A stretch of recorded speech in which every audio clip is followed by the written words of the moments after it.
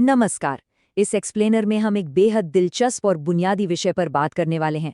कोई भी विशाल समाज या देश आखिर खुद को चलाता कैसे है? किसी भी राष्ट्र की नींव सिर्फ ईंट और पत्थर से नहीं, बल्कि एक मजबूत नियम पुस्तिका से रखी जाती है। तो आइए आज हम उसी नियम पुस्तिका यानी संविधान के रहस्यों और इसके बनने की पूरी प्रक्रिया को बहुत ही गहराई से समझते हैं। इस सफर में हम 6 मुख्य पड़ावों से गुजरेंगे।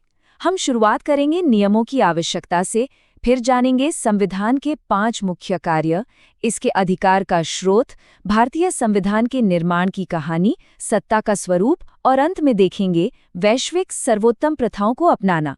चलिए बिना देर किए आगे बढ़ते हैं। पहला खंड, नियमों की आवश्यकता।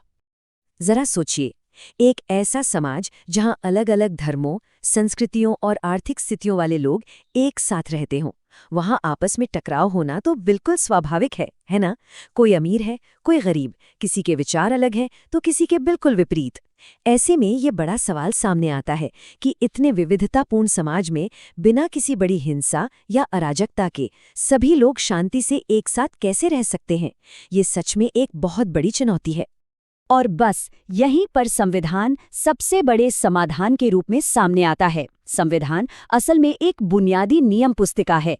ये कुछ ऐसे बेसिक लेकिन सख्ती से लागू होने वाले नियम तय करता है जिन्हें मानना सबके लिए जरूरी होता है। अगर ये नियम ना हो तो समाज में तालमेल बिठाना पूरी तरह असंभव हो जाएगा। ये नियम ही सभी लोगों में एक भरोसा जगाते हैं कि हम सब एक व्यवस्था से बंधे हुए हैं। दूसरा खंड, 5 मुख्य कार्य। आखिर ये शक्तिशाली दस्तावेज काम क्या करता है? किसी भी संविधान के 5 बुनियादी स्तंभ होते हैं। पहला, ये समाज में समन्वय के लिए नियम देता है। दूसरा, ये साफ करता है कि फैसले लेने की ताकत किसके पास होगी। तीसरा, जो कि बेहद जरूरी है, ये सरकार की शक्तियों पर सीमाएं लगाता है। चौथा, ये एक बेहतर समाज बनाने की लोगों की आकांक्षाओं को पूरा करता है। और पांचवा, ये सभी बिखरे हुए लोगों को एक राजनीतिक पहचान देता है। ये 5 पिलर्स मिलकर ही किसी देश को सुचारू रूप से चलाते हैं। अब इसमें जो तीसरा पॉइंट था, यानी सरकार पर सीमाएं लगाना, वो बहुत ही रोचक है। इसे ऐसे समझिए कि अगर सरकार को असीमित शक्तियां मिल जाएं, तो शासक मनमानी करने लगेंगे। वे तय कर सकते हैं कि कोई क्या पहनेगा या क्या बोलेगा। लेकिन एक मजबूत संविधान मौलिक अधिकारों के जरिए सरकार पर लगाम कसता है। ये सुनिश्चित करता है कि बिना किसी ठोस कारण के किसी को गिरफ्तार न किया जाए या किसी के साथ अन्याय न हो। तीसरा खंड, अधिकार का स्रोत। अब सवाल उठता है कि इस दस्तावेज में इतनी कानूनी और नैतिक ताकत आती कहां से है? दुनिया भर में अलग अलग राजनीतिक संस्कृतियां अपने नियमों को अलग ढंग से दर्ज करती हैं। भारत और अमेरिका जैसे देशों में पूरा संविधान एक ही दस्तावेज में अच्छी तरह लिखा हुआ है। इसे लिखित संविधान कहते हैं। लेकिन ब्रिटेन का उदाहरण बड़ा अलग है। वहां कोई एक विशेष किताब नहीं है, बल्कि उनके कानून अलग-अलग दस्तावेजों और परंपराओं में बिखरे पड़े हैं। इसे अलिखित संविधान कहा जाता है। लेकिन नियम पुस्तिका चाहे जैसी भी हो, उसकी असली ताकत इस बात पर निर्भर करती है कि उसे बनाया किसने है। तानाशाहों द्वारा थोपे गए संविधान अक्सर विफल हो जाते हैं। वहीं दूसरी तरफ भारत, दक्षिण अफ्रीका और अमेरिका के सफल संविधान बड़े राष्ट्रवादी आंदोलनों के बाद उभरे।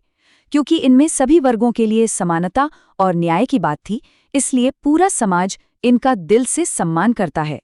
चौथा खंड, भारतीय संविधान का निर्माण। आइए अब इन विचारों को भारत के ऐतिहासिक पन्नों में रखकर देखते हैं। ये कालक्रम बहुत ही महत्वपूर्ण है।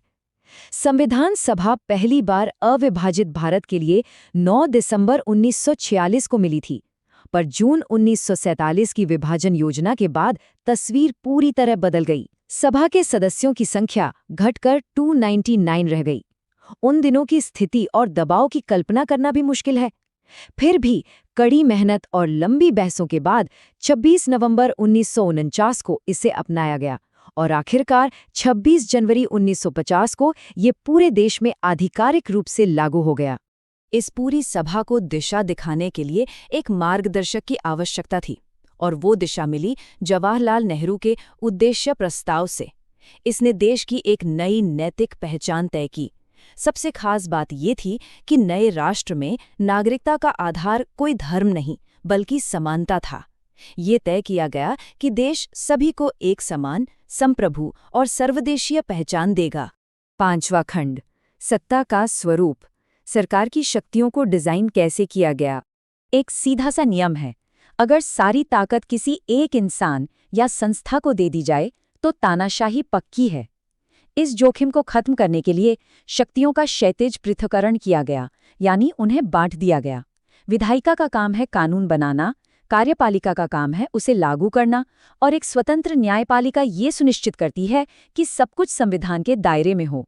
शक्तियों का ये संतुलन ही लोकतंत्र की सबसे बड़ी ढाल है। यहाँ पर एक बात बिल्कुल चौंकाने वाली है। संविधान सभा में लगभग हर छोटे बड़े प्रावधान पर घंटों तीखी बहस हुई थी, सिवाय एक के, और वो था सार्वभौमिक वयस्क मताधिकार। एक ही झटके में 21 साल से ऊपर के हर नागरिक को, चाहे वो अमीर हो, गरीब हो, महिला हो या पुरुष, वोट देने का बराबर अधिकार दे दिया गया, बिल्कुल बिना किसी विरोध के। जबकि उस समय दुनिया के कई विकसित देशों में भी लोगों को ये हक इतनी आसानी से नहीं मिला था। 6ठा और आखिरी खंड, वैश्विक सर्वोत्तम प्रथाओं को अपनाना। संविधान बनाने वाले लोग बिल्कुल भी संकीर्ण सोच वाले नहीं थे। उन्होंने खुले दिमाग से दुनिया भर के सफल लोकतंत्रों का गहराई से अध्ययन किया और उनकी सबसे अच्छी बातों को अपना लिया। फ्रांस से स्वतंत्रता और समानता, अमेरिका से मौलिक अधिकार, ब्रिटेन से संसदीय प्रणाली और कनाडा से केंद्र को मजबूत रखने वाली अर्धसंघीय संरचना। सच कहें तो ये एक बेहतरीन वैश्विक मिश्रण था। कई बार लोग आलोचना करते हैं कि ये तो बस उधार लिया गया संविधान है, लेकिन डॉक्टर B.R. अम्बेडकर ने इसका बहुत ही शानदार जवाब दिया था। उन्होंने कहा था कि दुनिया के इतिहास में इतनी देर से बनने वाले संविधान में कुछ एकदम नया खोजना तो मुश्किल है। जो नया है वो ये है कि हमने दूसरे देशों की गलतियों से सीखा है और उन विचारों को ठीक भारत की विशिष्ट ज़रूरतों और हालात के हिसाब से ढाला है। तो इस पूरे विश्लेषण के बाद एक बहुत ही गहरा विचार जहन में आता है। जैसे जैसे वक्त बदलता है, समाज की ज़रूरतें और आकांक्षाएं भी बदलती हैं। अगर कोई संविधान बहुत कठोर होगा तो वो बदलाव के आगे टूट जाएगा, और अगर बहुत लचीला होगा तो उसकी गरिमा ही खत्म हो जाएगी। तो सोचने वाली बात यह है कि आने वाली पीढ़ियों के लिए इन कानूनी ढांचों को एक जीवंत दस्तावेज के रूप में कैसे प्रासंगिक बनाए रखा जा सकता है। ये एक ऐसा सवाल है जिस पर आगे जरूर विचार किया जाना चाहिए। इस एक्सप्लेनर से जुड़ने के लिए बहुत बहुत शुक्रिया।